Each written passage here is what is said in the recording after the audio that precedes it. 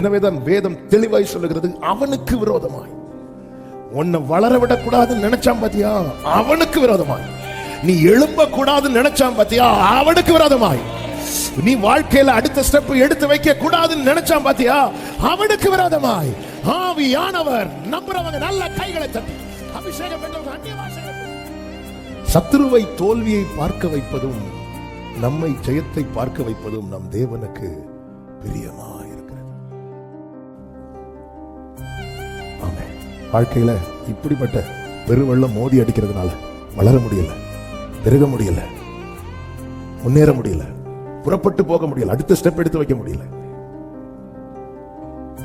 ஆமென். கர்த்தர் தருகிற தீர்க்க தரிசன வார்த்தை, நீ வளராதபடி, நீ பெருகாதபடி, நீ முன்னேறாதபடிக்கு தடையாய் சத்துரு வெள்ளம் போல வரும்போது கர்த்தருடைய ஆவியானவர் அவனுக்கு விரோதமாய் கொடியேற்றுவார். ஆமென் என்று சொல்லி நல்ல கைகளை தட்டி.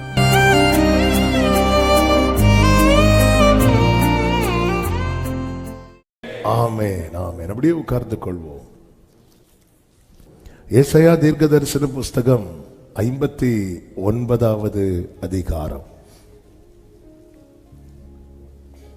ஏசாயா 59வது அதிகாரத்தின் 19வது வசனத்தை வாசிக்கிறேன், கவனியுங்கள்.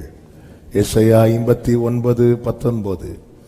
அப்பொழுது சூரியன் அஸ்தமிக்கும் திசை தொடங்கி கர்த்தரின் நாமத்துக்கும் சூரியன் உதிக்கும் திசை தொடங்கி அவருடைய மகிமைக்கும் பயப்படுவார்கள்.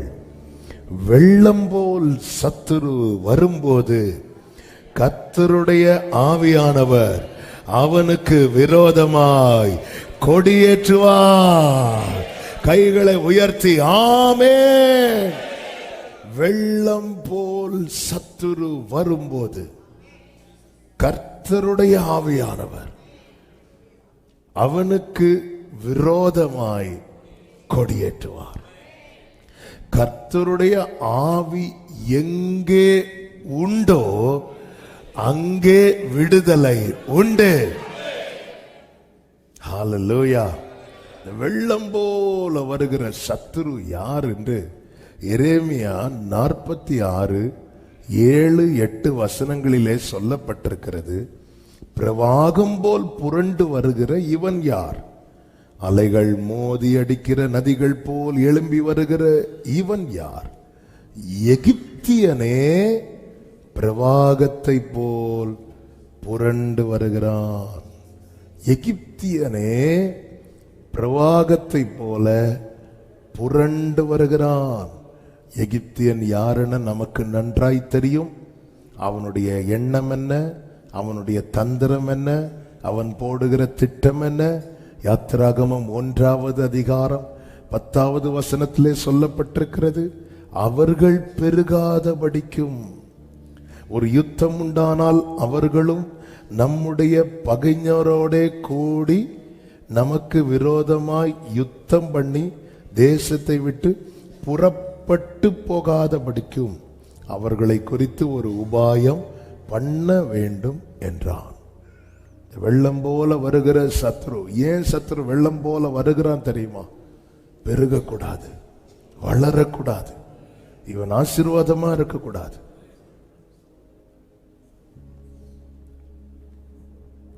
ஆமென். வாழ்க்கையில இப்படிப்பட்ட பெருவெள்ளம் மோதி அடிக்கிறதுனால வளர முடியல, பெருக முடியல, முன்னேற முடியல, புறப்பட்டு போக முடியல, அடுத்த ஸ்டெப் எடுத்து வைக்க முடியல. ஆமென். கர்த்தர் தருகிற தீர்க்க தரிசன வார்த்தை, நீ வளராதபடி, நீ பெருகாதபடி, நீ முன்னேறாதபடிக்கு தடையாய் சத்துரு வெள்ளம் போல வரும்போது கர்த்தருடைய ஆவியானவர் அவனுக்கு விரோதமாய் கொடியேற்றுவார். ஆமென் என்று சொல்லி நல்ல கைகளை தட்டி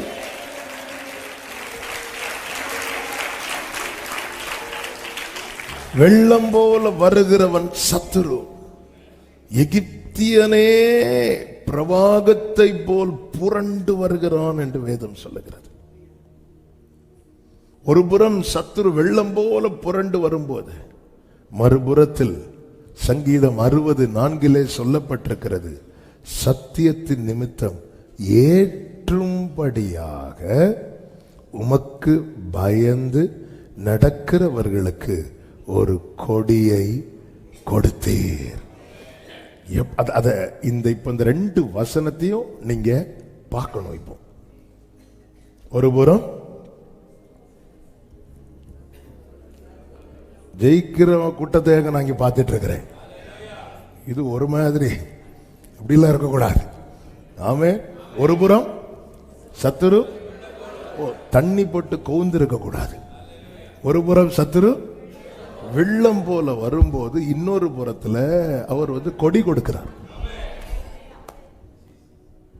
அல்லேலூயா. இந்த இண்டிபெண்டன்ஸ் டே வரும்போது பிள்ளைங்கள்லாம் கூப்பிட்டு கொடி கொடுப்பாங்க. எதுக்கு தெரியுமா? தொடச்சு போடுறதுக்கு இல்ல. அல்லேலூயா. ஆமென்.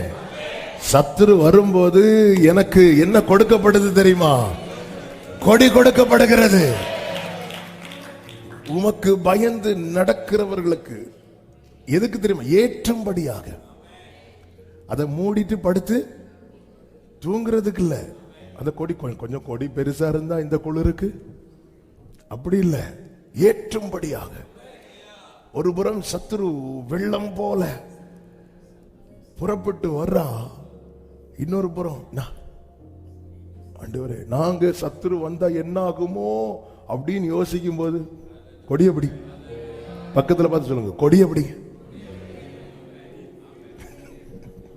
கொடிய தெரிந்தா வரும்போது வீட்டில இருந்து ஒரு கொடிய, நமக்கு கொடுக்கப்பட்ட கொடி, அந்த கொடிக்கு ஒரு நாமம் உண்டு. அதுதான் யேசுவா. இயேசு என்கிற நாமம். ஹalleluya, ஹalleluya. அதான் உமது அந்த வசனம் எப்படி சொல்லுது?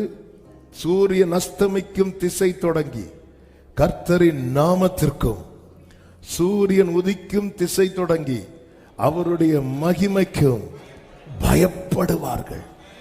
சத்தமாமேன் சொல்லுங்க பார்க்கலாம்.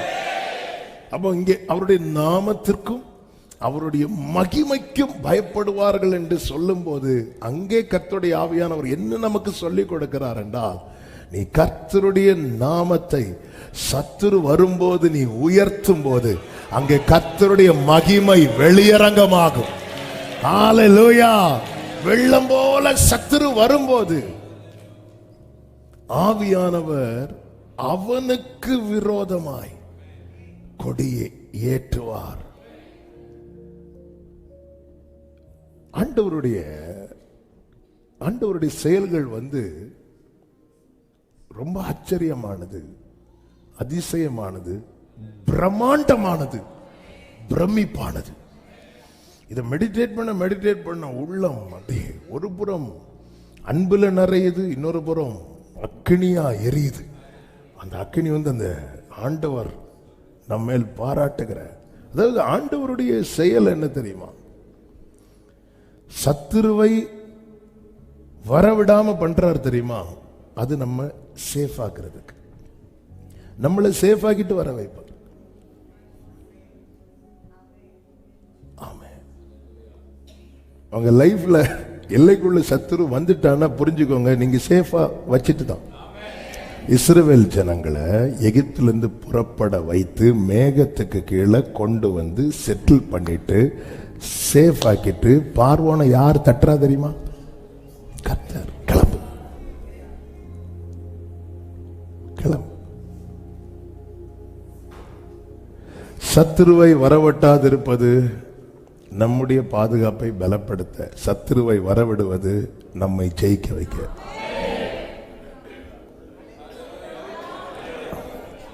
அல்லேலூயா, அல்லேலூயா.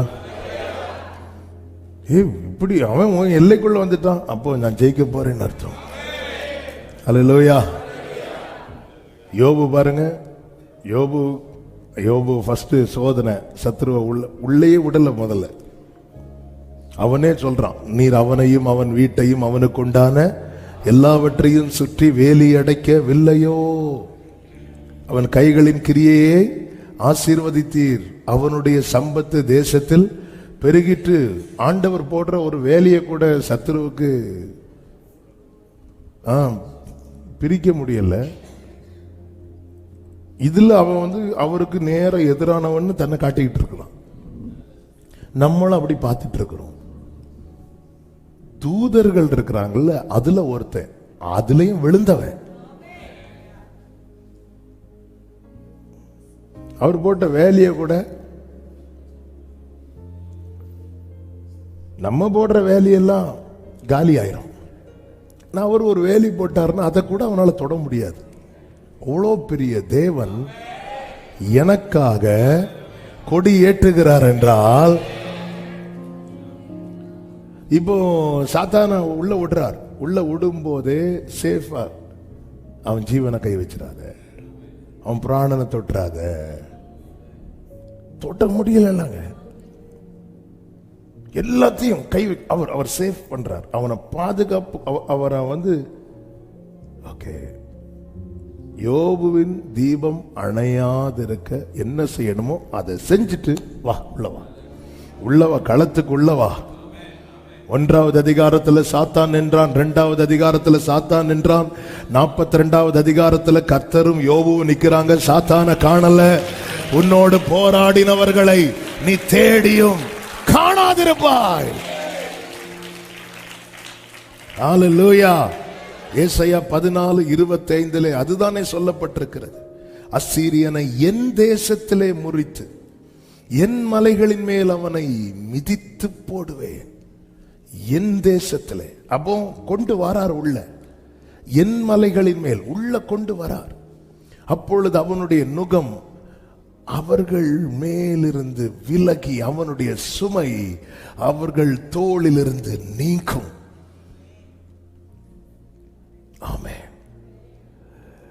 சத்துருவை தோல்வியை பார்க்க வைப்பதும் நம்மை ஜெயத்தை பார்க்க வைப்பதும் நம் தேவனுக்கு பிரியமாயிருக்கிறது. முதல்ல சொன்னேன், சத்துருவை வரவிடாமல் தடுத்தது நம்முடைய பாதுகாப்பை உறுதிப்படுத்த, சத்துருவை வரவிடுவது நம்மை ஜெயிக்க வைக்க. 2வது, சத்துருவை தோல்வியை பார்க்க வைப்பது நம்மை ஜெயத்தை பார்க்க வைப்பதும் நம் தேவனுக்கு பிரியமாயிருக்கிறது. ஆமென். எங்க பெற்றோரே, உங்களுக்கு எது பிரியம்? உங்க பிள்ளை ஜெயிக்கிறது தானே பிடிக்கும். ஆனா கேட்ட சொல்லுவாங்க, எல்லாரும் ஜெயிக்கணும், எல்லாரும் ஃபர்ஸ்ட் ரேங்க் எடுக்கணும், அதான் என் ஆசை. அப்படி சொல்லிட்டு பிள்ளை காலேஜ் முடிச்சு ஸ்கூல் முடிச்சு ரிசல்ட் 10th 12th ரிசல்ட் வரும்போது எவ்வளவு மார்க் இது, அவனுக்கு எவ்வளவு மார்க், அதோட கூடுதல் தானே. எல்லாருக்குமே அவங்க பிள்ளைங்க ஜெயிக்கணும். ஆண்டவர் பாருங்க, சங்கீதம் 132:17-18 சொல்லப்பட்டிருக்கிறது. அங்கே தாவீதுக்காக ஒரு கொம்பை முளைக்க பண்ணுவேன், நான் அபிஷேகம் பண்ணுவித்தவனுக்காக ஒரு விளக்கை ஆயத்தம் பண்ணினேன். முளைக்க பண்ணுவேன், ஆயத்தம் பண்ணினேன். ரெண்டையும் சொல்லுங்க சத்தமா. ஆமே.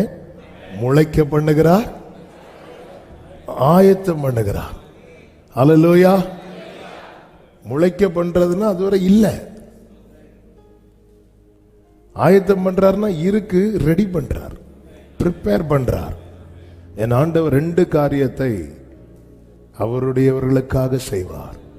1 முளைக்க பண்ணுவார், 2 ஆயத்தம் பண்ணுவார். ஆமென். அடுத்த வார்த்தை, அவன் சத்துருக்களுக்கு வெட்கத்தை உடுத்துவேன், அவன் மீதிலோ அவன் கிரீடம் பூக்கும் என்றார். அதான் ஜெயம். ஜெயம். பிரியமான கர்த்தருடைய பிள்ளைகளே, நம்ம வாழ்க்கையில மட்டும் தோற்றவே கூடாது.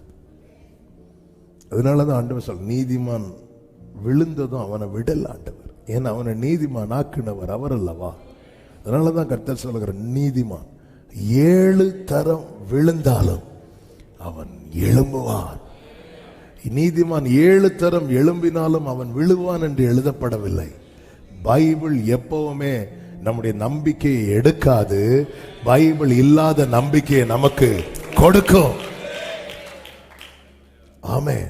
அதனாலதான் ஒரு தேவ பிள்ளைக்கு தெரியணும், நிச்சயம் இருக்கணும், என் சத்துருவே எனக்கு விரோதமாய் சந்தோஷப்படாதே, நான் விழுந்தாலும் எழும்புவேன். என்னை எழும்ப பண்ணும் ஆண்டவர் என்னோடு இருப்பதா, நான் எழும்புவேன் அவர் பலத்தால். என் வாழ்வை இடிக்கும் சத்துருவை காட்டிலும் என் வாழ்வை கட்டும் தேவன் பலமுள்ளவர். ஆமென். Glory la mama sheretanalara பலமுள்ளவர் சத்துரு இடிக்க. வலது கையை உயர்த்தி இந்த வார்த்தையை சத்தமா சொல்லுங்க. சத்துரு இடிக்க, சத்துரு இடிக்க, வேகமா என்னை கட்டு வைப்பார், என்னை எழும்ப பண்ணும், என்னை எழும்ப பண்ணும் ஆண்டவர் என்னோடு இருப்பதா, நான் எழும்புவேன். ஹல்லேலூயா. ஜெயமாய் நடத்துகிறவர். வெள்ளம் போல சத்துரு வரும்போது இந்த வசனம் என்ன சொல்லப்பட்டிருக்கிறது? ஆவியானவர் அவனுக்கு விரோதமாய் கொடியேற்றுவார். அவனுக்கு விரோதமாய் கொடியேற்றுவார்னா அவர் அப்ப எந்த பக்கம் நிற்கிறார்? என் பக்கம். சில நம்ம பக்கம் நான் சொல்ல மாட்டேன் அப்படிங்கிறது மாதிரி ஒருத்தர் இங்க இருந்து சொல்லிட்டு இருக்கிறார். என் பக்கம் தான் நிற்பார். ஏன்னா எனக்கு தான் அந்த ஜெயம் வேணும். வெள்ளம் போல சத்துரு வரும்போது ஆவியானவர் எங்கேயோ கொடியேற்றுவார்னு சொல்லல. வெள்ளம் போல சத்துரு வரும்போது இதை கொஞ்சம் யோசித்து பாருங்க. நம்ம அகைன்ஸ்டா சத்துரு படையெடுத்து வரோம். அப்போ ஆண்டவர் நமக்காக நிற்கிறார். அவர் தமது பட்டயத்தை எடுப்பார்னு பார்த்தா அவர் வந்து கொடி வைத்துட்டு, ஆண்டவரே நான் என்ன பண்ணணும்? சல்யூட் எடுத்துட்டு போயிட்டே இரு. ஹல்லேலூயா. வெள்ளம் போல சத்துரு வரும்போது ஆவியானவர், அந்த கொடி தான் ஜீசஸ். ஹல்லேலூயா. அப்போ அவனுக்கு விரோதமாய் நாம், எனக்கு பட்சத்துல என் பட்சம் நின்று, எல்லாரும் உங்க வலது கையை உயர்த்து, இடது கரத்தை இருதயத்தில் வைத்து இந்த வேர்டை சத்தமா சொல்லணும். என் பட்சம் நின்று எனக்காக கொடியேற்றுகிற கர்த்தருடைய ஆவியானவரே ஸ்தோத்திரம். ஹல்லேலூயா. எனவேதான் சங்கீதக்காரன் 118:6 சொல்லுகிறான், கர்த்தர் என் பட்சத்தில் இருக்கிறார், நான் பயப்படேன், மனுஷன் எனக்கு என்ன செய்வார்? கொடி ஏற்றப்படுதுனாலே ஒரு கூட்டத்துக்கு அனுகூலமாகவும் இன்னொரு கூட்டத்துக்கும் எதிரானதாகவும் இருக்கும். எனவேதான் வேதம் தெளிவாய் சொல்லுகிறது, அவனுக்கு விரோதமாய். உன்னை வளர விடக்கூடாதுன்னு நினைச்சான் பாத்தியா, அவனுக்கு விரோதமாய். நீ எழும்ப கூடாதுன்னு நினைச்சான் பாத்தியா, அவனுக்கு விரோதமாய். நீ வாழ்க்கையில அடுத்த ஸ்டெப் எடுத்து வைக்க கூடாதுன்னு நினைச்சான் பாத்தியா, அவனுக்கு விரோதமாய். ஆவியானவர் நம்புறவங்க நல்ல கைகளை தட்டி, அபிஷேகம் பெற்றவங்க அந்நிய பாஷைகளை பேசி, ஓரா பாலா காமா மாரோ ஷேரே மாமல ரதனரா ஷேரே லேரே தேனரே. ஹல்லேலூயா, ஹல்லேலூயா, ஹல்லேலூயா. ஆண்டவர் சொல்லுகிறார், நான் உன் பட்சத்திலிருந்து உன்னை கண்ணோக்குவேன். பட்சத்தில் இருக்கிறார்.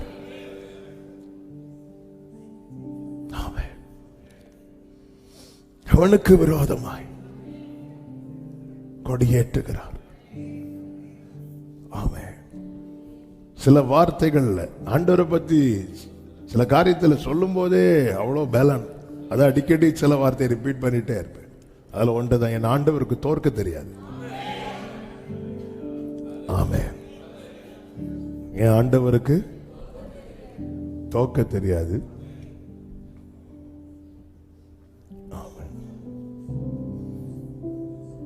ஹல்லேலூயா. என் பட்சத்தில் கர்த்தரின் பட்சத்தில் இருக்கிறார் என்பதை அறிவேன். ஹல்லேலூயா. நம்ம என்ன நினைக்கிறோம் தெரியுமா? எல்லைக்குள்ளே சத்துரு கால் வைத்ததும் ஆண்டவர் போயிட்டார்னு நினைச்சிட்டு இருக்கிறோம். அவர் ஏன் கொண்டு வரார்? நீ ஜெயிக்கணும், நீ ஜெயிக்கணும். ஹல்லேலூயா. நான் ஜெயிக்கிறத என் அப்பா பார்க்க விரும்புறார். நான் தோக்கிறத அவர் பார்க்க விரும்பல. சத்துரு நான் தோற்பதை பார்க்க விரும்புகிறான். கர்த்தர் நான் ஜெயிக்கிறதை பார்க்க விரும்புகிறார். நான் ஜெயிக்கிறத பார்க்க விரும்புகிறவர் எங்கேயோ இருந்து பார்க்கவில்லை, என் எல்லைக்குள்ளே எனக்குள்ளே இருக்கின்ற என்னேசு என்றும் பெரியவரே. நான் அறியாததும்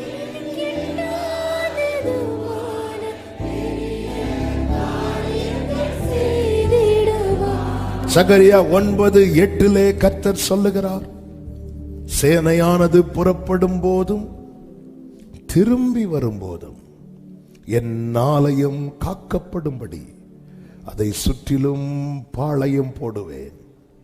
இனி ஒடுக்குகிறவன் அவர்களிடத்தில் கடந்து வருவது இல்லை.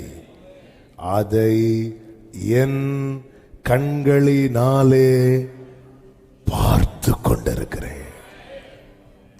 அதை என் பட்சத்தில். அப்போ ஒடுக்குகிறவன் இருக்கிறான். அதே அதிகாரம் 14வது வசனத்திலே கர்த்தர் சொல்லுகிறார், அவர்கள் பட்சத்தில் கர்த்தர் காணப்படுவார். 15வது வசனம், சேனைகளின் கர்த்தர் அவர்களை காப்பாற்றுவார். 16வது வசனம், அந்நாளில் அவர்களுடைய தேவனாகிய கர்த்தர் தம்முடைய ஜனமான மந்தையாகிய அவர்களை இரட்சிப்பார். அவர்கள் அவருடைய தேசத்தில் ஏற்றப்பட்ட கொடிகளின் கிரீடத்தில் பதிந்திருப்பார்கள். அதன் அர்த்தம் என்னன்னு தெரியுமா? ஜெயிக்கிறவனை வச்சிருக்கிறார். கொடி கொடி யாரு? ஜீசஸ். ஜெயிக்கிறவனை இந்த கிரீடத்துல பதித்து வைத்திருக்கிறார். இந்த வேர்டை ஆவியானவர் என்னை இப்படி எழுத வைத்தார், இங்கே ஜெயத்தை தந்து அங்கே கிரீடமாய் வைத்திருக்கிறார். வாக்குத்தத்தம் இருக்குல்ல, நீ கர்த்தருடைய கையில் அலங்காரமான கிரீடம். கர்த்தருடைய கையில் அலங்காரமான கிரீடம் யாரு தெரியுமாங்க? ஜெயிக்கிறவன். எப்படி ஜெயம் கிடைக்குது? அவர்கள் பட்சத்தில். என் எல்லைக்குள் கர்த்தர் இருந்தால் நான் ஜெயிச்சிட்டேன். நான் ஜெயிக்க போறேன் இல்ல, நான் ஜெயிச்சிட்டேன். ஆமென். வெள்ளம் போல சத்துரு வரும்போது ஏன் எனக்கு மட்டும் இவ்வளோ சோதனை அப்படிங்கிற கேள்வியோடு யாராவது எங்கேயாவது இருந்து கேட்கறீங்கன்னா புரிஞ்சுக்கோங்க, நீங்க பெருக போறீங்க, நீங்க வளர போறீங்கிறத சத்ரு எப்படியோ ஸ்மெல் பண்ணிட்டான். எப்படியோ ஸ்மெல் பண்ண. அப்படிதானங்க இருக்கு. அப்போஸ்தலர் நடவடிக்கைகள் 7வது அதிகாரம்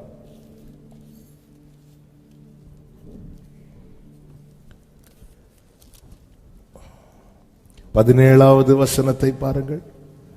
ஆபிரகாமுக்கு தேவன் ஆணையிட்டு அருளின வாக்குத்தத்தம் நிறைவேறும் காலம் சமீபித்த போது யோசேப்பை அறியாத வேறொரு ராஜா தோன்றின காலம் அளவும் ஜனங்கள் எகிப்திலே. இப்ப வாக்குத்தத்தம் நிறைவேறும் காலம் சமீபிக்கும் போதுதான் இவன் பிளான் போடுறான். என்ன பிளான் போடுறான்னா, இவர்கள் பெருகக்கூடாது, இவர்கள் தேசத்தை விட்டு புறப்பட்டு போயிடக்கூடாது. ஏதோ ஒன்னு ஸ்மெல் பண்ணிட்டான். யாரு? சத்ரு. ஆனா ஜனங்க இன்னும் ஸ்மெல் பண்ணல. கேட்டா கோல்டா. சத்ருவுக்கு தெரியுது, சபைக்கு தெரிய மாட்டேங்குது. இயேசு யூதருக்கு ராஜா பிறந்ததை ஏரோது ஸ்மெல் பண்ணிட்டான். ஆனா யோசேப்பு படுத்து, இங்க சில யோசேப்புகள், தூதன் வந்து எழும்பு ஓடு, அங்க ஒருத்தன் மணத்திட்டு வரான். எங்க? ஒவ்வொரு வீடா போறான். ஆமென். போராட்டம் இன்னாண்டு வருது. நான் ஜெபம் பண்ற எல்லாம் உனக்கு ஏதோ வெயிட்டா அவர் முளைக்க பண்ணுறத, ஆயத்தம் பண்றத என்னன்னு அவனுக்கு தெரியல. ஆனா ஏதோ ஒண்ணு உனக்கு கிடைக்க போறது தெரியுது. பாருங்க, தாவீது பேசினதே எலியா பார்த்துட்டு வந்து, நீ அகங்காரம் உள்ளவே, ஒழுங்கா வீட்டுக்கு போயிரு. ஏன்னா இவன் அடுத்த ஸ்டெப் எடுத்து வச்சு ஒருவேளை இவன் ஜெயிச்சுட்டானா தாங்க முடியல. சிலருக்கு என்னன்னா, கோலியாத் வந்து நின்னாலும் பரவாயில்ல, தாவீது ஜெயிச்சிடக்கூடாது. அது சொல்லுவாங்க தெரியுமா, எனக்கும் வேண்டாம் உனக்கு வேண்டாம். உனக்கு வேண்டாம் எனக்காவது, எனக்கும் வேண்டாம்.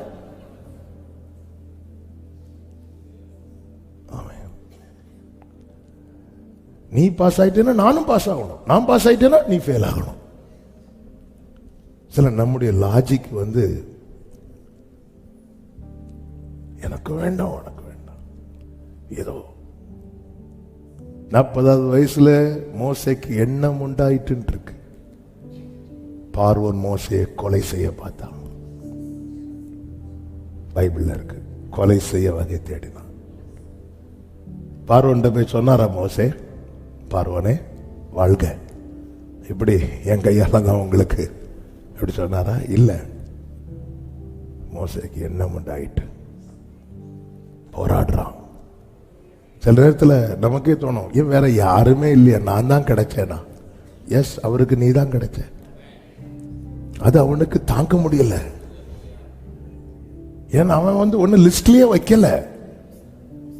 அவன் வேற ஏதோ பெருசா பார்த்துட்டு இருக்கும் போது, அவர் காட்டுல ஆட்டுக்கு பின்னாடி ஒரு குச்சியை வச்சு மேய்ச்சிட்டு இருக்கிறவனை தூக்கி கொண்டு வந்து, நீ என் தாசன், என் தாசனை நான் கண்டுபிடித்தேன், என் இருதயத்துக்கு ஏற்றவன் அப்படின்னு சொல்லி அவர் எடுத்ததை அவனால என்ன செய்ய முடியல, ஜீரணிக்கவே முடியல.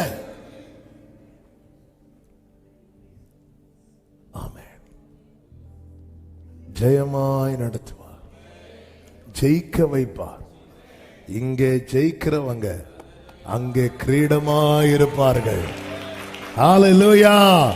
வெள்ளம் போல சத்துரு வரும்போது ஆவியானவர் அவனுக்கு விரோதமாய் கொடியேற்றுவார். வலது கையை உயர்த்தி சத்தமா ஆமென் சொல்லுங்க பார்க்கலாம். நம் பட்சத்துல, அவனுக்கு விரோதமானா நம் பட்சத்துல நின்று. ஹல்லேலூயா. அந்த கொடியை கண்டு அசீரியன் நடுங்குவான் என்று வேதம் சொல்லுகிறது. சத்துரு நடுங்குவான், தேவ ஜனம் ஆர்ப்பரிப்பார்கள். ஆமென். பக்கத்துல பார்த்து சொல்லுங்க, ஆர்ப்பரிக்க போறோன்னு. அது கொஞ்சம் கூட மெதுவா சொன்னீங்கன்னா அவங்க தூக்கம். ஆர்ப்பரிக்க போறோம். ஹல்லேலூயா. வீட்டுல போய் சொல்லுங்க, ஆர்ப்பரிக்க போறோம். அதுக்குன்னு தூங்கிட்டு இருக்கிறவங்களை எழுப்பி அது வேற ஆரவாரம் ஆயிரும். ஆர்ப்பரிக்க போறோம். ஆமென். ஏன்னா அவர் கொடி, சத்துரு என்ன பண்ண போறான்? நடந்து போறான், நடுங்குவான். ஹல்லேலூயா. ஆர்ப்பரிக்க போறோம். நம்ம ஆர்ப்பரிக்கிறதுல தான் சத்துருவுக்கு நடுக்கமே இருக்கு. ஹல்லேலூயா. எரிகோ எப்படி விழுந்திருக்கோன்னு நினைக்கிறீங்க?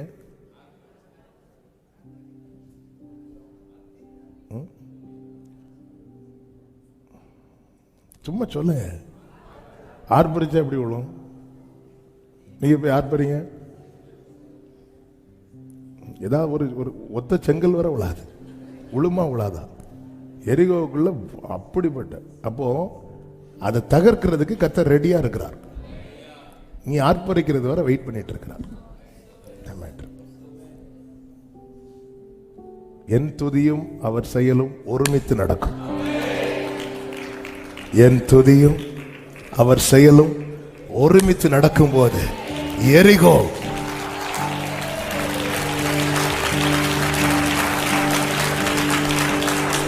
இந்த மாதத்துல எத்தனை பேர் நம்பி சொல்ல போறீங்க? என் துதியும் அவர் செயலோ ஒருமித்து நடக்கும். என் ஜெபமோ அவர் செயலோ ஒருமித்து நடக்கும். என் உபவாசமோ அவர் செயலோ ஒருமித்து நடக்கும். ஆமென் சொல்லுங்க பார்க்கலாம். கர்த்தர் நல்லவர். நம்ம ஜெபிக்கலாம். எல்லாரும் எழுந்து நின்று ஹல்லேலூயா. ஜெய கொடியே, வெற்றி கொடியே, கல்வாரியே, நேச கொடியே, ஜெய கொடியே, வெற்றி கொடியே, கல்வாரியே. ஆமென். என் கைகளை விரோதிகள் மேல் உயர்த்தி நீரையா என் நேசையா. என் கைகளை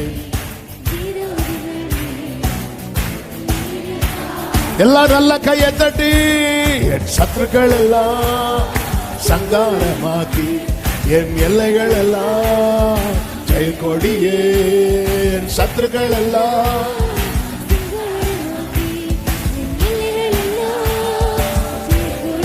ஆமென். ஜெய கொடியே, வெற்றி கொடியே, கல்வாரியே, நேச கொடியே.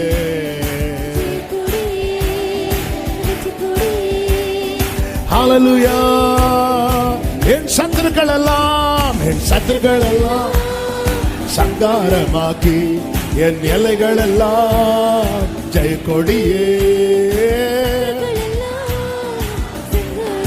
ஆமென். என் சத்துருக்கள் எல்லாம் இயேசுவின் நாமத்திலே ஆவியானவரே கொடியேற்றுவீராக. ஆவியானவரே கொடியேற்றுவீராக. ஓரலமர கதலரா. ஜெய கொடியே, ஜெய கொடியே, வெற்றி கொடியே, கல்வாரியே, நேச கொடியே, ஜெய கொடியே.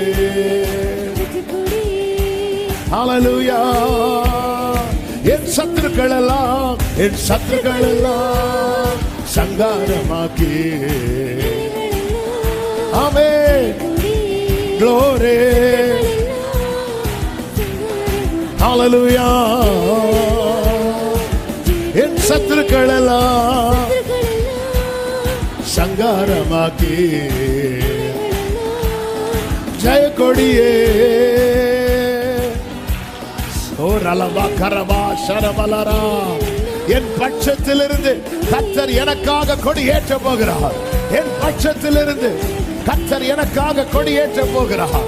என் பட்சத்தில் நம்பி ஆர்ப்பரி சபையே, கர்த்தர் உனக்காக கொடியேற்றுவார்.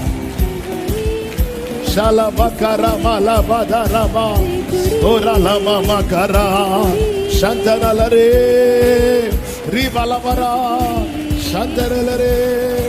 Hallelujah, hallelujah, hallelujah. Amen, amen, hallelujah, hallelujah. வலது கரத்தை அப்படியே உயர்த்தி இடது கரத்தை இருதயத்தில் வைத்து உம்மைத்தான் நான் நம்பியிருக்கேன். அற்புதங்கள் எனக்கு உம்மைத்தான்.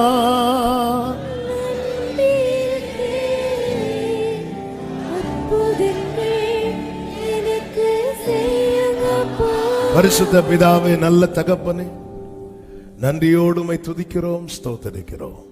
எங்களுக்கான ரேமாவை நீங்க கிருபையாய் தந்தீங்க. எங்க பட்சத்துல யாரும் இல்லைன்னு நினைச்சு கலங்கணும். ஆனா இன்னைக்கு தெளிவா பேசிட்டீங்க. எங்கள் பட்சத்துல இருந்து எங்களுக்காகவும் சத்துருவுக்கு விரோதமாகவும் நீர் கொடியேற்றுகிற தேவன், நீர் கொடியேற்றுகிற தேவன். நன்றி ஆண்டவரே. ஒவ்வொருடைய வாழ்க்கையிலும் அப்படியே ஆவதாக ஜெயத்தை சுதந்தரிக்க, ஜெயமாய் முன் செல்ல உடைய பிள்ளைகளுக்கு கர்த்தர் அனுக்கிரகம் செய்யும்படி ஜெபிக்கிறோம். இந்த மாதத்தின் 31 நாட்களும் உடைய பிள்ளைகளுக்கு ஆசீர்வாதமாய் நன்மையாய் இருப்பதாக வேண்டிய சுகம், பலன், கிருபைகள், பாதுகாவல் எல்லாவற்றையும் கொடுத்து காத்துக்குவாங்கப்பா. இந்த இயற்கை மாற்றத்தினால எந்த பாதிப்போ பலவீனம் ஒருவரையும் தொடாதபடி காத்துக்கொள்ளும். விசேஷமா சிறு பிள்ளைகளை காத்துக்கோங்க ஆண்டவர். பலவீனத்தோடு இருக்கிறவர்களுக்கு பலனை கொடுத்து காத்துக்கோங்க. வாலிபர்களை காத்துக்கோங்க. பெரியவர்கள், முதியவர்கள் எல்லாரையும் பாதுகாத்துக் கொள்வீராக. வெளியூர்களிலே, வெளிநாடுகளிலே இருக்கிற பிள்ளைகளுக்காகவும் செபிக்கிறோம். கிருபையாய் பாதுகாத்து ஆசீர்வதியும். போக்கிலும் வரத்திலும் கிருபையாய் காத்துக்கொள்ளும். கையின் கிரியைகளை உறுதிப்படுத்தி ஆசீர்வதிங்க. வேலை இல்லாதவர்களுக்கு வாசல்கள் திறக்கப்படுகிற மாதமாய் இருப்பதாக. மற்றும் என்னென்ன காரியத்துக்கு காத்திருக்கிறார்களோ ஒவ்வொரு காரியங்களையும் கர்த்தர் வாய்க்க பண்ணுவீராக. ஆவியானவரே, அப்பா, தோத்துட்டேனேன்னு, வாழ்க்கையில தோத்துட்டேனேன்னு உங்களை நம்புற பிள்ளைங்க யாருமே சொல்லக்கூடாதுப்பா. கர்த்தர் ஆளுகை செய்வீராக, கர்த்தர் ஆளுகை செய்வீராக. நீர் ஆட்கொண்டு நடத்தும்படி செபிக்கிறோம். தேவ சமாதான கிருபை ஒவ்வொருவரையும் ஆட்கொள்ளட்டும். திருப்தி அடைந்து மீதம் எடுக்கத்தக்க கர்த்தர் ஆசீர்வதிங்க. உங்க வல்ல கரங்களில் அர்ப்பணிக்கிறோம். மகிமை, கனம், துதி, ஸ்தோத்திரம் அனைத்தும் ஒருவருக்கே செலுத்துகிறோம். இரட்சகர் இயேசு கிறிஸ்துவின் நாமத்தில் பிதாவே, ஆமென். சேர்ந்து சொல்லுவோம். என் ஆத்துமாவே கர்த்தரை ஸ்தோத்திரி, என் முழு உள்ளமே அவருடைய பரிசுத்த நாமத்தை ஸ்தோத்திரி. என் ஆத்துமாவே கர்த்தரை ஸ்தோத்திரி, கர்த்தர் செய்த சகல உபகாரங்களை மறவாதே. ஆமென். நம்முடைய கர்த்தராகிய இயேசு கிறிஸ்துவின் கிருபையும், பிதாவாகிய தேவனுடைய அன்பும், பரிசுத்த ஆவியானவருடைய ஐக்கியமும் சிநேகமும் பாதுகாவலும் நம் அனைவரோடும் எல்லா பரிசுத்தவான்களோடு கூட கர்த்தருடைய வருகை மட்டும் தங்கி இருப்பதாக. ஆமென். ஹல்லேலூயா. God bless you. கர்த்தர் உங்களை ஆசீர்வதிப்பாராக. ஆமென்.